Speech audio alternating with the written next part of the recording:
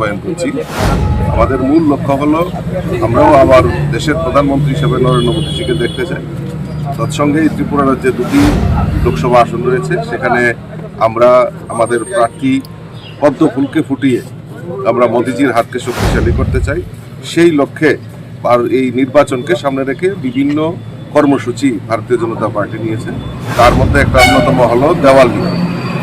আজকে সারা ত্রিপুরা রাজ্যে আমাদের যে বুথগুলি রয়েছে সেই বুথে প্রত্যেকটা বুথে মিনিমাম 5টা করে আমরা এই পদ্ম ফুল আর ফিরছে একবার মোদী সরকার এই স্লোগানকে সামনে রেখে